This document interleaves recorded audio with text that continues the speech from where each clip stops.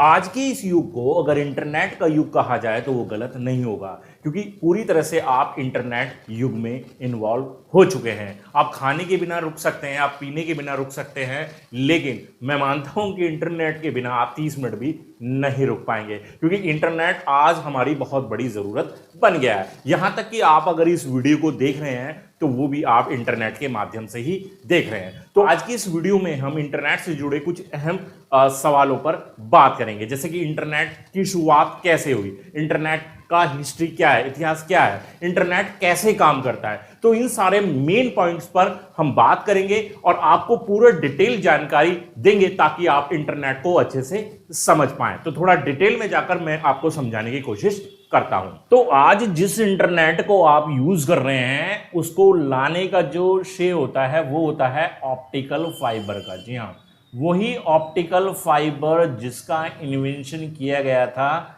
नरेंद्र कपानी के द्वारा। आपने जीके में पढ़ा होगा कि ऑप्टिकल फाइबर के इन्वेंटर कौन है, आविष्कारक कौन है, तो वो है नरेंद्र कपानी। अब ऑप्टिकल फाइबर को क्या किया जाता है, समुद्र के रास्ते विभिन्न देशों में फैलाया जाता है। मतलब एक कंट्री से लेकर दूसरे कंट्री तक ले जाने का काम जो होता है ऑप्टिकल फाइबर को, वो समुद्र के रास्ते से ही किया जाता है। अब ये काम कौन करता है? एक्चुअली दो टाइप की कंपनियां होती हैं, एक होती है टीयर 1 कंपनी, एक होती है टीयर 2 कंपनी। अब ये टीयर 1 क्या है और टीयर 2 क्या है? टीयर 1 कंपनियां वो कंपनियां होती हैं जो नेटवर्क को व्यापक रूप से पूरे विश्व में फैलाने का काम कर रही है। ठीक है, समुद्र के रास्तों से एक कंट्री को दूसरे कंट्री से जोड़ने का काम टीयर 1 टाइप की कंपनियां करती हैं। और टीयर 2 टाइप की कंपनी आपकी हो गई जैसे कि एयरटेल हो गई और रिलायंस जियो हो गई। ठीक है, तो ये कंपनियां क्या है, ये नेटवर्क प्रोवाइडर है जो डायरेक्ट, जिनका कांटेक्ट किससे है, किसको संपर्क कर रही हैं, डायरेक्ट डील हो रहा है ग्राहक से जो नेटवर्क को यूज कर रहा है, यानी कि आप लोग, हम लोग। ठीक है, तो अब आप देख रहे हैं कि आप इस वीडियो को भी देख रहे हैं, तो वो भी किसके माध्यम से पॉसिबल हो रहा है, इंटरनेट। और वो इंटरनेट आपने किससे लिया, आपने एयरटेल से लिया है, जियो से लिया है, आप ब्रॉडबैंड यूज कर रहे हैं, आप फाइबर कनेक्शन यूज कर रहे हैं। ठीक है, आप यूज कर रहे हैं नॉर्मल जो मोबाइल में डेटा होता है 4G 3G वो यूज कर रहे हैं। अब सवाल ये बनता है जी, हमारे पास तो कोई ऑप्टिकल फाइबर नहीं है, तो ये कैसे पॉसिबल है? तो मैंने बताया ना, जो टीयर 1 कंपनियां हैं वो क्या कर रही है, विभिन्न देशों में और देशों के साथ साथ कंट्री के अंदर जो विभिन्न राज्य हैं और शहरों के बीच में ऑप्टिकल फाइबर के जरिए अपनी लाइन को बिछाने का काम करती है। और वहीं जो एयरटेल जियो जैसे नेटवर्क प्रोवाइडर यानी कि टीयर 2 टाइप की कंपनियां आप तक उस नेटवर्क को वायरलेस के जरिए, या जैसे अब तो फाइबर भी आ गया है, उसके जरिए आप लोगों तक पहुंचाने का काम कर रही है। अब सवाल ये बनता है कि चलिए ये तो हो गया करने का काम। अब काफी सारी कंपनियां क्या कर रही हैं कि आपने देखा जब जियो आया है, ठीक है, जियो से पहले एयरटेल काफी टाइम से चल रहा था, वोडाफोन कंपनी थी और आइडिया कंपनी थी। तो ये इनके जो रेट में इतना डिफरेंस है या फ्री दे रही हैं, तो वो कैसे पॉसिबल है? हालांकि मैं उस टॉपिक पर बाद में आऊंगा, अभी फिलहाल मैं इंटरनेट के हिस्ट्री पर बात कर लेता हूं। तो इंटरनेट का जो इतिहास है वो 1957 से स्टार्ट होता है गाइज। 1957 में रूस ने दुनिया का पहला आर्टिफिशियल सैटेलाइट स्पुतनिक को सफलतापूर्वक लॉन्च कर दिया और कोल्ड वार के समय में ही इस घटना ने एक हलचल सी पैदा कर दी थी। इसके बाद यूएस ने मैसाचुसेट्स इंस्टीट्यूट ऑफ टेक्नोलॉजी, को MIT बोला जाता है, के साथ मिलकर युद्ध जैसे हालात से निपटने के लिए एडवांस रिसर्च प्रोजेक्ट एजेंसी, जिसको बोला जाता है आरपा, ठीक है, इस आरपा की स्थापना की और इसी आरपा को अब डारपा के नाम से जाना जाता है। डारपा ने रिसर्च करके आरपानेट नाम का एक कम्युनिकेशन सिस्टम बनाया ताकि यूएस की सेना गुप्त रूप से एक जगह से दूसरे जगह अपने मैसेज को डिलीवर कर पाए।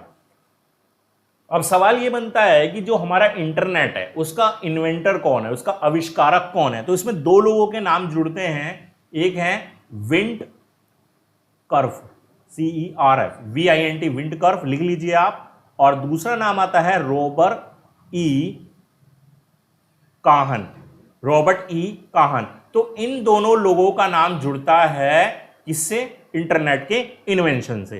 तो अगर सवाल पूछा जाए कि इंटरनेट का आविष्कार किसने किया, तो भैया सीधा सीधा बता दीजिए, विंडकर्फ और रॉबर्ट ई काहन। 1980 के दौरान नेशनल साइंस फाउंडेशन यानी कि NSF ने एजुकेशन और रिसर्च के लिए NSF नेट नाम का एक नेटवर्क बनाया, जिसे बाद में आरपा नेट के साथ जोड़ दिया गया और इस नेट को ही इंटरनेट का नाम दिया गया। अब सवाल ये पैदा होता है, तो ये तो हमने बात करी वर्ल्ड लेवल पर, भारत में इंटरनेट कैसे एंटर होता है? तो भारत में इंटरनेट की जो शुरुआत होती है वो 1986 में होती है।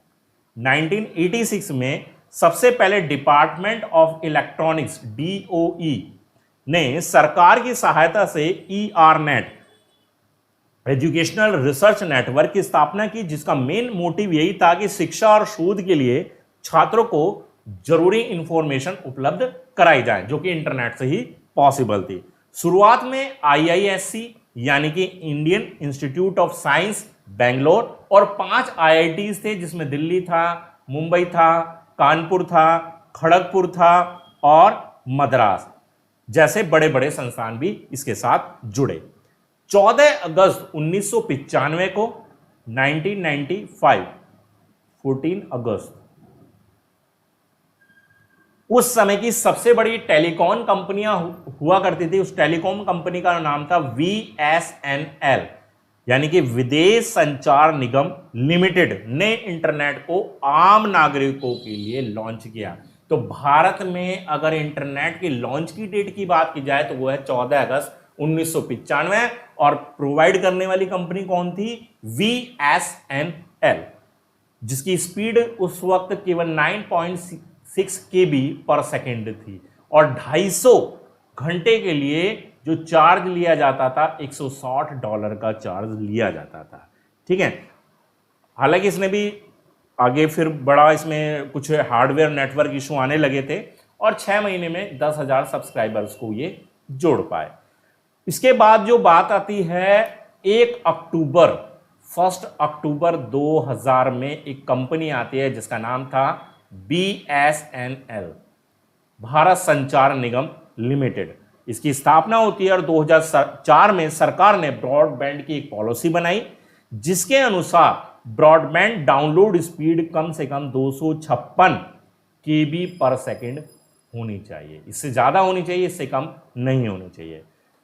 क्लियर? लेकिन यह समस्या भी फिर दूर, इसमें भी दिक्कतें आई क्योंकि इतनी कम स्पीड पे पॉसिबल नहीं है। अब आज के हिसाब से अगर हम देखें तो बहुत कम स्पीड हमें लगती है। इसमें फिर समस्या आई, फिर 3G 4G स्पेक्ट्रम की नीलामी शुरू कर दी गई, वायरलेस ब्रॉडबैंड की शुरुआत हुई और सबसे अहम सवाल कि भारत के अंदर जो 4G नेटवर्क है उसको लाने वाली पहली कंपनी कौन थी? तो वो कंपनी थी जी एयरटेल। कुछ लोगों को डाउट है कि जी नहीं, रिलायंस जियो पहली कंपनी थी जो 4G को इंडिया के अंदर लाई थी, लेकिन ऐसा नहीं है। एयरटेल पहली कंपनी थी और एयरटेल ने इसको लॉन्च किया था 10 अप्रैल 2012 में। एयरटेल वो पहली कंपनी जो 4G को भारत में लेकर आई। इसके बाद बहुत सारी टेलीकॉम कंपनियां, यूनिनॉर है, वोडाफोन है, आइडिया इस रास्ते पर चली, लेकिन इसमें जो सबसे बड़ा उलटफेर हुआ वो हुआ 5 सितंबर 2016 में, क्योंकि मुकेश अंबानी की नेतृत्व वाली कंपनी रिलायंस जियो देश में अन्य सभी टेलीकॉम कंपनी को भारी टक्कर देने के लिए आ चुकी थी। इसने क्या किया? आते ही 6 महीने का फ्री डेटा लोगों को बांटा। अब वही सवाल बनता है जो मैंने अभी स्टार्टिंग में कहा कि कुछ कंपनियां जो पहले बहुत महंगे रेट पर नेटवर्क प्रोवाइड करा रही थी, इंटरनेट प्रोवाइड करा रही थी, तो ऐसा क्या हो गया कि रिलायंस ने फ्री दे दिया? या उसके बाद अगर हम देखते हैं तो काफी कम दरों पर अब इंटरनेट आपको मिल रहा है लगभग सभी कंपनियों के द्वारा। तो जैसा कि मैंने आपको स्टार्टिंग में बताया कि ये जो लाइन बिछाने का काम करती है टीयर 1 टाइप की कंपनियां करती हैं। तो टीयर 1 टाइप की कंपनियों का एक बार इन्वेस्टमेंट इसमें हो जाना है, ठीक है, जितना भी इसमें पैसा लगना है। साथ ही टीयर 2 टाइप की कंपनियां इस नेटवर्क को एक बार खरीद लेती, तो वो हम कह सकते हैं कि एक 1 टाइम इन्वेस्टमेंट होता है और उस वन टाइम इन्वेस्टमेंट के बाद कंपनी चाहे तो उसे फ्री बांट सकती है, कंपनी चाहे तो उसको अपने अकॉर्डिंग अपने रेट के हिसाब से लोगों तक पहुंचा सकती है। तो ये समझ में आया। अब क्लियर करते हैं कि इंटरनेट का जी मालिक कौन है। तो अगर मैं कहूं कि भाई इस सवाल का जवाब देना थोड़ा सा मुश्किल बन जाता है, क्योंकि इंटरनेट का एक्चुअली में कोई मालिक है भी नहीं। लेकिन एक दूसरे तरीके से देखा जाए, क्योंकि भाई ये ना तो ये किसी संस्था से जुड़ा हुआ है, ना ही किसी व्यक्ति विशेष से जुड़ा हुआ है पर्टिकुलर। हम इन्वेंटर की बात कर सकते हैं लेकिन मालिक की बात यहां पर नहीं कर सकते। लेकिन अब इंटरनेट बहुत सारी चीजों से जुड़कर बना है, जिसमें ऑप्टिकल केबल है, आईपी एड्रेस है, डोमेन नेम है, राउटर है, इंटरनेट टावर है, बहुत सारी ऐसी चीजें हैं। तो उनके अलग अलग मालिक है, तो इसलिए हम कह सकते हैं कि इंटरनेट के बहुत सारे मालिक हैं। लेकिन पर्टिकुलर कोई एक सिंगल पर्सन इसका मालिक नहीं है, ना ही कोई सिंगल एक कंपनी इसकी मालिक बन पाती है।